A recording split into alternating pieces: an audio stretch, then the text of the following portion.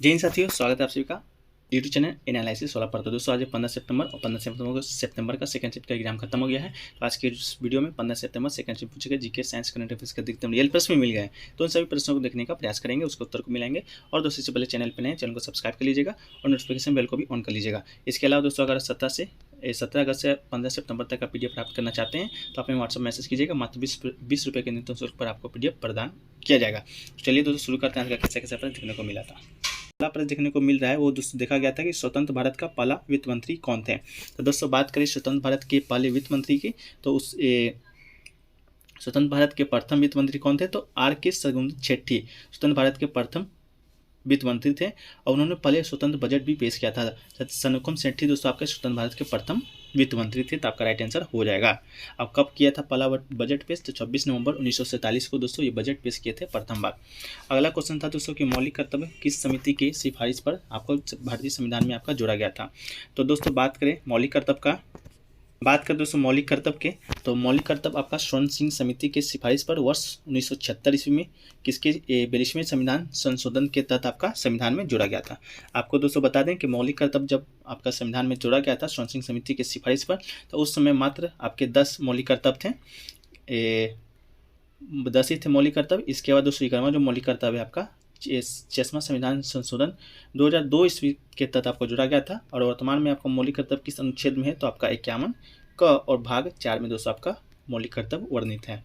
अगला क्वेश्चन दोस्तों पूछा गया था आपका बांदीपुर नेशनल पार्क कहाँ स्थित है। दोस्तों ये बांदीपुर शायद आपसे नहीं पूछा गया था बांधवगढ़ नेशनल पार्क कहाँ है। तो दोस्तों बांधवगढ़ जो नेशनल पार्क है वो आपका मध्य प्रदेश में मिस प्रिंट हो गया है, लेकिन जब हो ही गया तो इसको भी देख लेते हैं कि आप अगले शिफ्ट में बांदीपुर ही पूछ दिया जाए। तो दोस्तों बांदीपुर राष्ट्रीय उद्यान बात करें दक्षिण भारत के कर्नाटक राज्य में स्थित है। आपसे पूछा गया था बांधवगढ़, पहले ही बता दे रहे हैं, जो कि आपका मध्य प्रदेश में पड़ता है। ये आपका बांदीपुर कर्नाटक में पड़ता है। ये प्रोजेक्ट टाइगर के तहत 1974 में एक टाइगर रिजर्व के रूप में आपका स्थापित किया गया था। एक समय ये मैसूर राज्य के महाराजा के निजी अधिष्ठित शिकारगाह थे, लेकिन बांदीपुर अपने वन जीवन के लिए प्रसिद्ध है। वह कई प्रकार के व्यायाम है, लेकिन इनमें शुष्क पर्णपाती वन प्रमुख है। तो दोस्तों इन सभी फैक्टर को याद रखिएगा जिनका आगे आने वाले 4th और 5th फेज में आपका एग्जाम होना बाकी है। अगला क्वेश्चन पूछा गया दोस्तों आपका संगमरमर का रासायनिक सूत्र आपसे पूछा गया था। संगमरमर का रासायनिक नाम देखें तो आपका कैल्शियम कार्बोनेट होता है। इसके अलावा दोस्तों बात करें रासायनिक सूत्र का, इसका जो रासायनिक सूत्र होता है आपका CaCO3 दोस्तों ये रासायनिक सूत्र होता है। ये एक अकर्मणिक रासायनिक यौगिक है। तो रासायनिक सूत्र आपसे पूछा गया था तो CaCO3 हो जाएगा। रासायनिक नाम अगर पूछ दिया जाए अगला शिफ्ट में तो कैल्शियम कार्बोनेट दोस्तों आपका हो सकता है। अगला क्वेश्चन पूछा गया दोस्तों 5 सितंबर 2022 तक भारत के नियंत्रक एवं महापरीक्षक कौन थे। तो दोस्तों आप देख सकते हैं 5 सितंबर से भी शायद प्रश्न आपका पूछा गया था, लेकिन अभी तो सितंबर ही चल रहा है। इतना पास का करंट अफेयर्स तो नहीं पूछा जा सकता, लेकिन स्टूडेंट का कहना है कि 5 सितंबर 2022 तक के भारत के नियंत्रक महालेखा परीक्षक कौन थे। तो दोस्तों बता दें कि शासित प्रदेश जम्मू और कश्मीर के जो पूर्व राज्यपाल थे जीसी मुर्मू, जगदीश चंद्र मुर्मू भारत के वर्तमान नियंत्रक महालेखा परीक्षक जिसे कि कैग भी कहते हैं वो आपका है। तो महालेखा परीक्षक कौन है, तो जीसी मुर्मू गिरीश चंद्र मुर्मू आपके हैं। वो पदभार कब ग्रहण किए थे, तो आपका 28 अगस्त 2020 को पदभार ग्रहण किए थे। और वो भारत के केवें सीजी हैं, तो आपका CAG है, तो आपका 14वें CAG। आपका क्रमांक भी पूछा जाता है, क्रम भी पूछा जाता है आपसे कौन के क्रम का आपका नियुक्त हुए हैं। अगला क्वेश्चन पूछा गया दोस्तों कुल कितने शास्त्रीय भाषा हैं।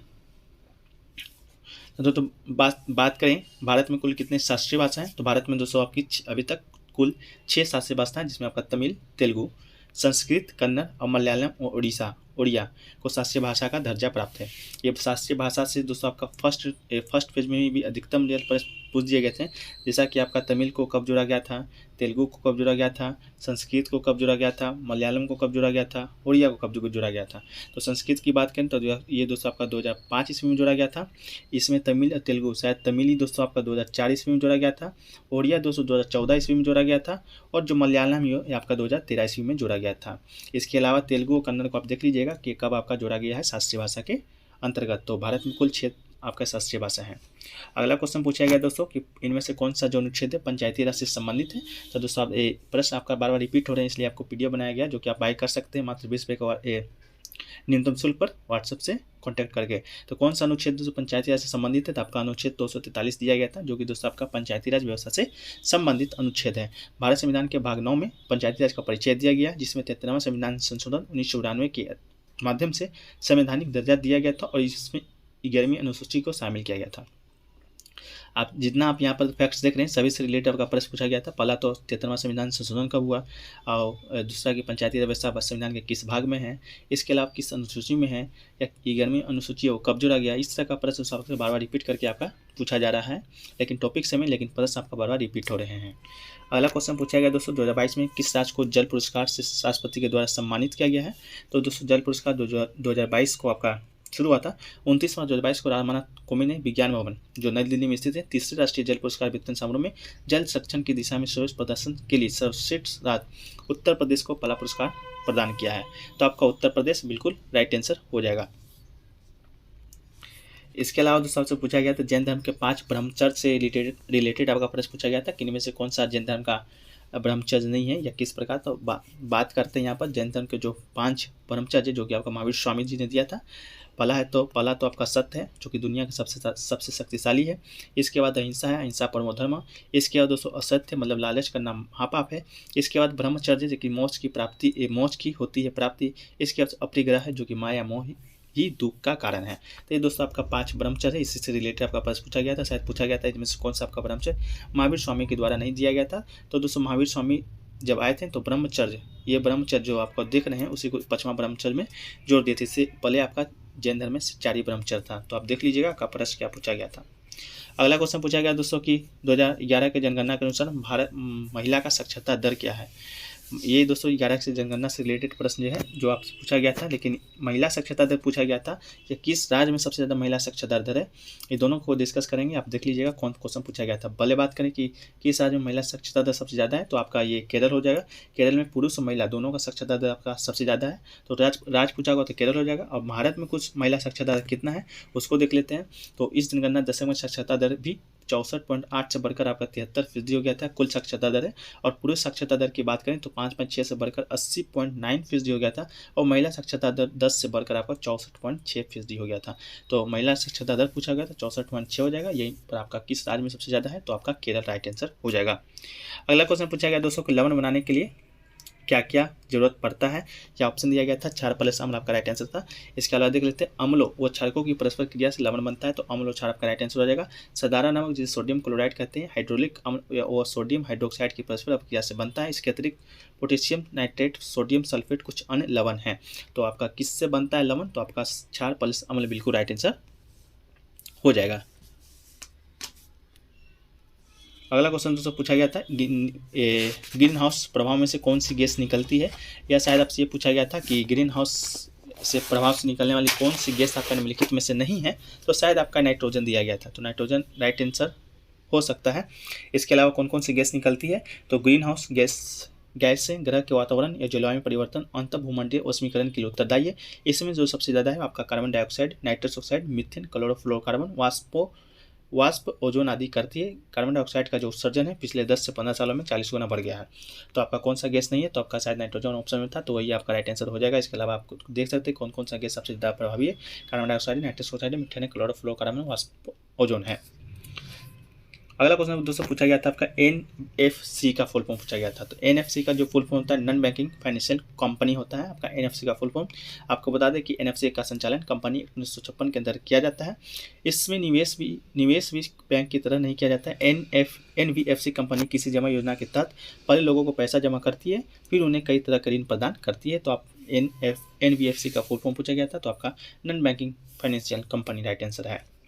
अगला दोस्तों पूछा गया था आपका CRR क्या है। तो CRR की बात करें दोस्तों तो भारत में बैंकों को अपनी कुल जमा राशि का कुछ प्रतिशत भारतीय रिजर्व बैंक RBI के पास नकदी के रूप में बनाए रखना होता है। उनकी कुल जमा राशि का यह प्रतिशत नगद आरक्षित अनुपात या CRA के रूप में जाना जाता है। अब देख लीजिएगा ऑप्शन क्या आपका आया था, CRR के बारे में आपका यही परिभाषा है।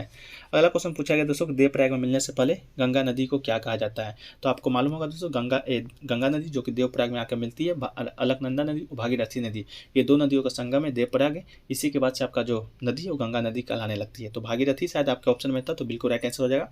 बात करें गंगा नदी का, अलकनंदा भारत के उत्तराखंड में बने वाली एक हिमालयी नदी है। ये गंगा नदी के 2 दंडित हिस्सों में से एक है। भागीरथी नदी दूसरी या पहला अलकनंदा है। इसे हिंदू धर्म में एक पवित्र स्थान है। जल वैज्ञानिक दृष्टि से अलकनंदा से गंगा को भागीरथी की तुलना में अधिक जल प्रदान करता है। तो दोस्तों आपका भागीरथी राइट आंसर था। यही पूछा गया था, गोमुख से निकलने वाली नदी जब निकलती है तो रुद्रप्रयाग में मिलने से पहले क्या कहलाती है, इस तरह का प्रश्न से पूछा गया था। अगला क्वेश्चन दोस्तों पूछा गया था आपका कि भारत की जो आपका स्विस बैडमिंटन 300 हुआ था उसमें से कौन सा आपका विजेता था। तो आपका पीवी सिंधु जी है, जो कि दोस्तों भारत की पीवी सिंधु ने स्विस ओपन सुपर 300 बैडमिंटन जीतने में महिला का खिताब जीतने के लिए थाईलैंड की बुसानन को हरा दिया था। तो आपका PV Sindhu Swiss open super 300 का बैडमिंटन का खिताब आपका जीती है। टूर्नामेंट में लगातार दूसरा फाइनल खेलते हुए डबल ओलंपिक पदक विजेता सिंधु ने सेंट जेकब साले में चौथी वरीयता प्राप्त बुसानन को 200 इतना समय में आपको हराया था। तो आपका यही पीवी सिंधु राइट आंसर था। इसके अलावा दोस्तों पूछा गया था निम्न में से कौन सा उपास्थि नहीं है। तो दोस्तों बात करें, आपको ऑप्शन दिया गया था कान नाक कंठ किडनी। तो दोस्तों आपका कौन सा उपास्थि नहीं है, तो इसका आंसर आप कमेंट सेक्शन में बताइएगा, बहुत ही ईजी प्रश्न है। इसके अलावा दोस्तों फिजिक्स से एक और प्रश्न पूछा गया था कि जब फोकस दूरी आपका 20 सेंटीमीटर है तो लेंस की क्षमता आपको निकालना था। ये आप अपना निकाल सकते हैं, छोटा सा ट्रिक है, ट्रिक बोले फॉर्मूला है, उसके माध्यम से दोस्तों आप आसानी से निकाल सकते हैं। इसके बाद दोस्तों आपसे पूछा गया था कि जब 2021 में 21 या 22 में आपका जो पद्मश्री है विज्ञान के क्षेत्र में 2 लोगों को दिया गया था, वो कौन 2 लोग थे जिनको विज्ञान के क्षेत्र में आपका पुरस्कार दिया गया था। तो ये सब क्वेश्चन जो आपको कंफर्म नहीं मालूम चल रहा पा रहा है वो आप कमेंट सेक्शन में बता दीजिएगा, उसको पीडीएफ में कन्वर्ट कर देंगे। तो दोस्तों वीडियो कैसा लगा कमेंट सेक्शन में बताइएगा। और इसके अलावा दोस्तों आप 17 से 15 सितंबर तक अगर आप पीडीएफ लेना चाहते हैं पीडीएफ फॉर्मेट में, तो आप व्हाट्सएप नंबर पर कॉन्टैक्ट कीजिएगा। व्हाट्सएप नंबर आपको सामने दिया गया मात्र 20 रुपये के न्यूनतम शुल्क पर। और दोस्तों अगर आप 10,000 सब्सक्राइबर जितना जल्दी करा देते हैं तो ये पीडीएफ दोस्तों आपको 2 दिन तक पीडीएफ फ्री दिया जाएगा। तो चलिए दोस्तों वीडियो को यहीं पर समाप्त करते हैं। चैनल पर नए होंगे चैनल को सब्सक्राइब कर लीजिएगा, नोटिफिकेशन बिल ऑन कर लीजिएगा। मिलते हैं नेक्स्ट वीडियो में, जब तक के लिए जय हिंद जय भारत।